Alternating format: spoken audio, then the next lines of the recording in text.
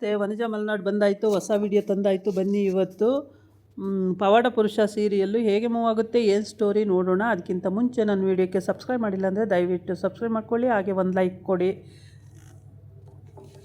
ಗೌಡ ಇವತ್ತು ಅಲ್ಲಿ ಸ್ವಾಮೀಜಿಗಳ ಹತ್ರ ಹೋಗಿದ್ದಾನೆ.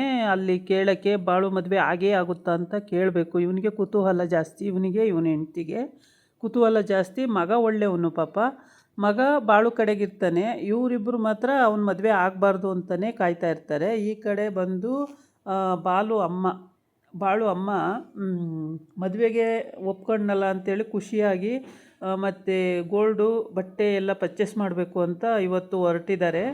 ನಿನಗೇನೇನು ಬೇಕು ಅಂತ ಎಲ್ಲರಿಗೂ ಕೇಳ್ತಾ ಇದ್ದಾರೆ. ಬಾಳುಗೂ ನಿಂಗೇನು ಬೇಕು ಅಂತ ಕೇಳಿದ್ರೆ ನನಗೇನು ಬೇಡ, ನಿಮ್ಮ ಇಷ್ಟ, ನೀವೇನಾದ್ರು ತಗೊಳ್ಳಿ ಅಂತಿದ್ದಾನೆ. ಬಾಳು ಮನಸ್ಫೂರ್ತಿ ಒಪ್ಕೊಂಡಿದ್ದಾನ ಅಥವಾ ಇಲ್ವಾ ಅನ್ನೋದು ಇನ್ನೂ ಡೌಟಲ್ಲೇ ಇದೆ. ಆದರೆ ಇವಳು ಗಂಗಾ ಮತ್ತು ಸತ್ಯವ್ವ ಅವರೆಲ್ಲ ಒಪ್ಕೊಂಡಿದ್ದಾನೆ ಅನ್ನೋ ಮೂಮೆಂಟಲ್ಲೇ ಇದ್ದಾರೆ. ಮದುವೆ ಆಗಿಬಿಡುತ್ತೆ ಅಂತೇಳ್ಬಿಟ್ಟು. ಸತ್ಯವ್ವ ಹೇಳ್ತಾಳೆ, ನನಗೇನು ಬೇಡ, ನಿಂಗೇನು ಬೇಕು ಸತ್ಯವ್ವ ಅಂತ ಕೇಳಿದ್ರೆ, ನನಗೇನು ಬೇಡ, ಮದುವೆ ಒಂದು ಚೆನ್ನಾಗಾಗ್ಬಿಟ್ರೆ ಸಾಕು, ಇನ್ನೇನು ಬೇಕಾಗಿಲ್ಲ ನನಗೆ ಅಂತ ಬಾಳು ಮುಖ ನೋಡ್ತಾನೆ, ಸುಮ್ಮನಾಗ್ತಾನೆ. ಹೀಗೆ ಆಮೇಲೆ ಮದುವೆ ಆಮಂತ್ರಣ ಕೊಡೋದಿರುತ್ತೆ.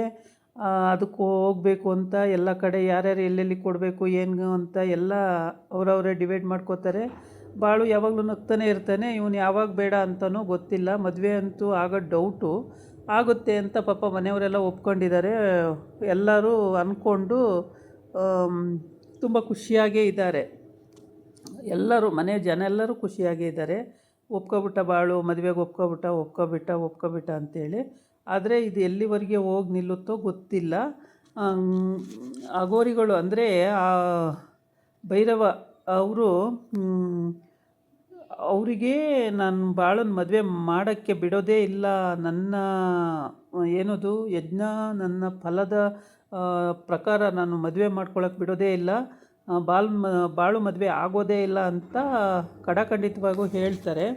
ಈ ಗೌಡ ಹೋಗಿ ಕೇಳಿದಾಗ, ಹೌದಾ ಆಗಲ್ವಾ, ಆಗುತ್ತೆ ಅಂದ್ಕೊಂಡಿದ್ದೀನಿ, ಎಲ್ಲ ಅವರು ಮದುವೆಗೆ ಪ್ರಿಫರೆನ್ಸ್ ಮಾಡ್ಕೊಬಿಟ್ಟಿದ್ದಾರೆ, ಎಲ್ಲ ಪರ್ಚೇಸಿಂಗು ಎಲ್ಲ ಆಯ್ತಲ್ಲ, ಮತ್ತು ಅವರೆಲ್ಲ ತಂದ್ಕೊಬಿಟ್ಟಿದ್ದಾರೆ, ಮದುವೆ ಆಗುತ್ತೆ ಅಂತೇಳಿ ನೀವು ಆಗಲ್ಲ ಅಂತಿರಲ್ಲ ಅಂತ ಕೇಳ್ತಾನೆ.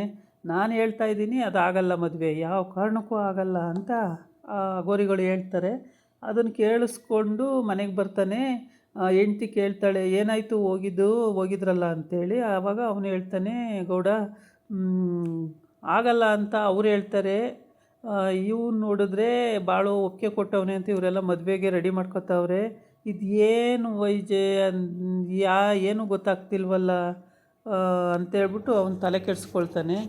ಹೌದಾ, ಮತ್ತು ಅದು ಹೆಂಗೆ ಅವರು ಆಗಲ್ಲ ಅಂತಾರೆ, ಇವನು ಆಗುತ್ತೆ ಒಪ್ಕೊಂಡಿದ್ದಾನೆ ಅಂತಾರೆ, ಏನು ಇದು ಅಂತ ಕೇಳ್ತಾಳೆ. ಏನೋ ನನಗೂ ಗೊತ್ತಾಗ್ತಿಲ್ಲ ವೈಜಂತ, ಏನಾಗಿದೆಯೋ ಏನೋ ನನಗೂ ಗೊತ್ತಾಗ್ತಿಲ್ಲ ವೈಜಂತ, ಸಂಧ್ಯಾ ಏನು ಹೇಳ್ತಾನೋ ನನಗೂ ಗೊತ್ತಾಗ್ತಿಲ್ಲ ವೈಜಂತ ಅಂತಾನೆ ಇವನು ಗೌಡ. ಆಮೇಲೆ ಗುಂಡ ಬತ್ತನಲ್ಲಿಗೆ, ಇಲ್ಲ ಬಾಳು ಒಪ್ಕೊಂಡಿದ್ದಾನೆ, ಬಾಳು ಮದುವೆ ಆಗುತ್ತೆ, ನಾನು ಹೋಗ್ತೀನಿ ಬಾಳು ಮದುವೆಗೆ ಅಂತ ಹೇಳ್ತಾನೆ. ಈ ಕಡೆ ಅವರ ಬಾಳು ಅಕ್ಕ ತಮ್ಮ ಒಪ್ಕೊಂಡಿದ್ದಾನೆ ಅನ್ನೋದು ಒಂದು, ಇವನು ಯಾವಾಗ ಕ್ಯಾನ್ಸಲ್ ಮಾಡ್ತಾನೆ ಅನ್ನೋ ಭಯನೂ ಕೂಡ ಇದೆ. ಅವ್ರ ಅಮ್ಮನ ಹತ್ರ ಅದನ್ನೇ ಹೇಳ್ಕೊತ ಇರ್ತಾಳೆ.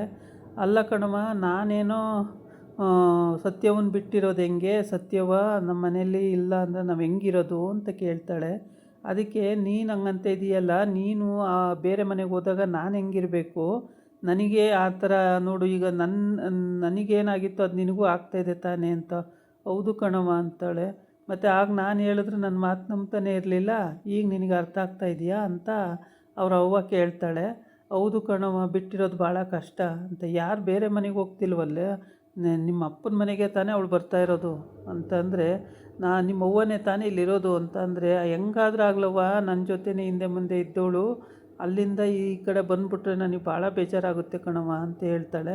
ಏನು ಬೇಜಾರಾಗಲ್ಲ ಬಿಡು, ಯಾವಾಗ ಬೇಕಂದ್ರೆ ಅವಾಗ ಬರ್ಬೋದು, ಯಾವಾಗ ಬೇಕಂದ್ರೆ ಅವಾಗ ಹೋಗ್ಬೋದು, ಅದಕ್ಕೆ ಯಾಕೆ ಬೇಜಾರು ಮಾಡ್ಕೊಳ್ತೀಯ ಅಂತ ಸಮಾಧಾನ ಮಾಡ್ತಾಳೆ. ಆಮೇಲೆ ಬಾಳು ಅವ್ವ ಸಮಾಧಾನ ಮಾಡ್ತಾಳೆ. ಇಲ್ಲಿ ತರಕಾರಿಗಳು ಹೆಚ್ಕೊಂಡು ಅಮ್ಮ ಮಗಳು ಕೂತಿರ್ತಾರೆ, ಈರುಳ್ಳಿ ತರಕಾರಿ ಹೆಚ್ಚುತ್ತಾ ಕೂತಿರ್ತಾರೆ. ಇಲ್ಲೇ ಡಿಸ್ಕಸ್ ಮಾಡ್ತಾಯಿರ್ತಾರೆ. ಬಾಳು ಮದುವೆ ಆದರೆ ಬಾಳುಗೆ ಹೆಂಗೆ ಮಾಡಬೇಕು, ಸತ್ಯವ್ಗೆ ಏನು ಮಾಡಬೇಕು, ಈ ಥರ ಎಲ್ಲ ಡಿಸ್ಕಸ್ ಮಾಡ್ಕೊಂಡು ಮಾತಾಡ್ತಿರ್ತಾರೆ. ಮತ್ತು ಏನೇನು ಒಡವೆ ತರಬೇಕು, ಏನೇನು ಬಟ್ಟೆಗಳು ತರಬೇಕು ಅಂತ ಎಲ್ಲ ಮಾತಾಡ್ಕೊಳ್ತಾ ಇರ್ತಾರೆ. ಆಮೇಲೆ ಸತ್ಯವ ಹೇಳ್ತಾಳೆ, ಸತ್ಯವನ್ನ ಅಮ್ಮ ಗಂಗವ್ವ ಹೇಳ್ತಾಳೆ, ಅವ್ವ ಸತ್ಯವನ್ನ ಹೆಂಗವ್ವ ಬಿಟ್ಟಿರೋದು, ನನಗೆ ಸತ್ಯವನ್ನ ನೆನ್ಕೊಂಡ್ರೆ ಈಗಲೇ ಅಳು ಬರುತ್ತೆ. ಅವಳು ಒಂಥರ ಸಾಧು ಪ್ರಾಣಿ ಥರ ನನ್ನ ಥರ ಕಣವ್ವ, ಒಂದೇ ಸಲ ಹಾರಾಡ್ಬಿಡ್ತಾಳೆ ಆಮೇಲೆ ಸುಮ್ಮನಾಗ್ಬಿಡ್ತಾಳೆ ಹಂಗೆ ಅಂತೆಲ್ಲ ಹೇಳ್ತಾ ಇರ್ತಾಳೆ. ಹೌದೌದು ಅವಳು ನಿನ್ನ ಥರನೇಯ ಅಂತ ಹೇಳ್ಬಿಟ್ಟು, ಆಮೇಲೆ ಬಾಳು ಏನು ಒಪ್ಕೊಂಡಿದ್ದಾನೆ, ಸದ್ಯಕ್ಕೆ ಏನು ಮಾಡ್ತಾನೋ ಗೊತ್ತಿಲ್ವಲ್ಲವ ಅಂತ ಅಂತ ಅಂತ ಮಾತಾಡ್ತಾಳೆ. ಈ ಕಡೆ ಅಗೋರಿಗಳು ಅಂದರೆ ಈ ವೈರಾಗಿಗಳು ಇವರು ಮತ್ತು ಮಾವ ಅಳಿಯ ಆ ಕಡೆಯಿಂದ ಬರ್ತಾ ಇರ್ತಾರೆ. ಇವನು ನೋಡ್ದಾರಂಗೆ ಆ ಕಡೆ ಹೋಗ್ತಾ ಇರ್ತಾರೆ, ಅವ್ರಿಗೆ ಟೈಮ್ ಇಲ್ಲ ಅಂತೇಳ್ಬಿಟ್ಟು ಅವ್ರನ್ನ ಕರಿತಾನೆ. ಅವನ ಅವನ ಜೊತೆ ಇರ್ತಾನಲ್ಲ ಅವನಿಗೆ ಹೇಳ್ಬಿಟ್ಟು ಅವ್ರನ್ನ ಕರಿ ಅಂತ ಹೇಳ್ತಾನೆ. ಆಮೇಲೆ ಇಲ್ಲ ಈಗ ಟೈಮ್ ಇಲ್ಲ, ಇನ್ನೊಂದು ಸಲ ಬರ್ತೀವಿ, ಈಗ ಬರಲ್ಲ ಅಂತ ಹೋಗ್ತಿರ್ತಾರೆ. ಇಲ್ಲ, ನಮ್ಮ ಗುರುಗಳು ಕರಿತವ್ರೆ ಅಂದರೆ ಬರಲೇಬೇಕು ಅಂತ ಹೇಳ್ತಾನೆ. ಆಮೇಲೆ ಸರಿ ನೋಡೋಣ ಕೇಳೋಣ ಅಂತ ಬರ್ತಾರೆ.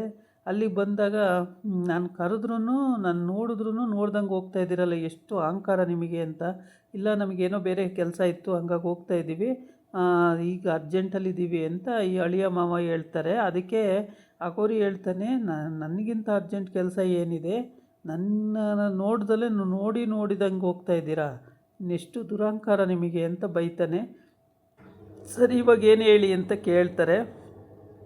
ಏನಿಲ್ಲ, ಬಾಳು ಮದುವೆ ನಿಶ್ಚಯ ಆಯಿತಾ ಅಂತ ಕೇಳ್ತಾನೆ. ಹೌದು ನಿಶ್ಚಯ ಆಗಿದೆ, ಎಲ್ಲರಿಗೂ ಲಗ್ನ ಪತ್ರಿಕೆ ಕೊಡೋದಿದೆ, ಹಂಗಾಗಿ ಎಲ್ಲ ಕಡೆ ಓಡಾಟ ಜಾಸ್ತಿ ಆಗಿದೆ, ಹೋಗ್ತಾ ಇದ್ದೀವಿ.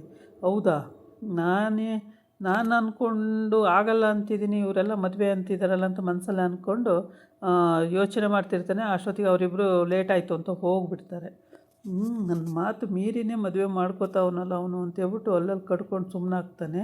ಆಮೇಲೆ ಈ ಕಡೆ ಅಳಿಯ ಗೌಡ್ರ ಮನೆಗೆ ಪತ್ರಿಕೆ ಕೊಡಬೇಕು ಅಂತ ಹೇಳ್ಬಿಟ್ಟು ಪತ್ರಿಕೆ ಕೊಡೋಕ್ಕೆ ಪತ್ರಿಕೆ ಕೊಡೋಕ್ಕೆ ಗೌಡ್ರ ಮನೆಗೆ ಬರ್ತಾನೆ.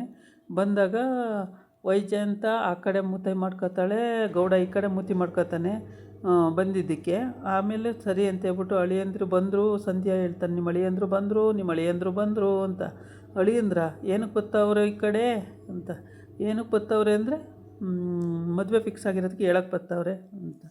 ಆಮೇಲೆ ಸರಿ ಅಂತ ಇಲ್ಲೆಲ್ಲ ಮಾತಾಡ್ತಾನೆ. ಅವ್ರ ಜೊತೆ ಬಂದು ಆಮೇಲೆ ಎಲ್ಲರೂ ಬರಬೇಕು, ಬರದೇ ಬಿಡಬಾರ್ದು ಅಂತ ಅಕ್ಷತೆ ಕೊಟ್ಟು ಸುಮಾರು ಹೊತ್ತು ಮಾತಾಡಿ ಎಲ್ಲನೂ ವಿಚಾರಿಸ್ಕೊಂಡು ಮಾತಾಡಿ ಆಮೇಲೆ ಬರ್ತೀನಿ, ಇನ್ನೂ 4 ಕಡೆ ಹೇಳೋದಿದೆ, ಬರ್ತೀನಿ ಅಂತೇಳ್ಬಿಟ್ಟು ಹೊರಡ್ತಾನೆ.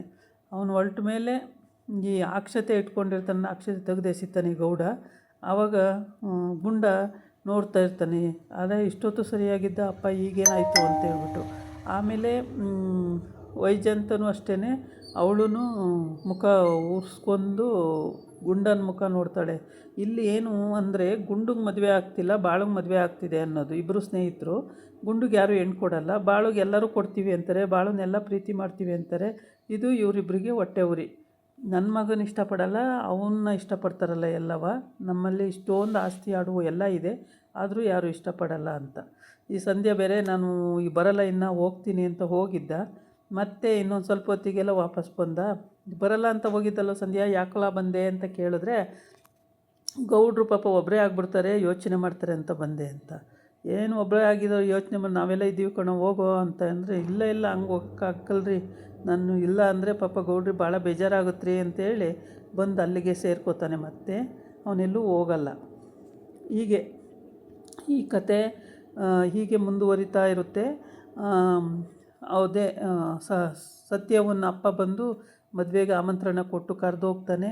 ಎಲ್ಲರೂ ಬರಬೇಕು ಅಂತ ಹೇಳಿ ಹೋಗ್ತಾನೆ. ಗುಂಡ ಹೇಳ್ತಾನೆ, ಯಾರು ಬರ್ದಿದ್ರು ನಾನು ಬಂದ್ಬಿಡ್ತೀನಿ, ಬಾಳೋ ಮದುವೆಗೆ ನಾನು ಮಿಸ್ ಮಾಡ್ಕೊಳ್ಳಲ್ಲ, ನಾನು ಬರ್ತೀನಿ ಅಂತ ಹೇಳ್ತಾನೆ. ಅದಕ್ಕೆ ಆಯಿತು ಎಲ್ಲರೂ ಬನ್ನಿ ಅಂತ ಹೇಳಿ ಸತ್ಯವನ್ನ ಅಪ್ಪ ಕರೆದು ಹೋಗ್ತಾನೆ.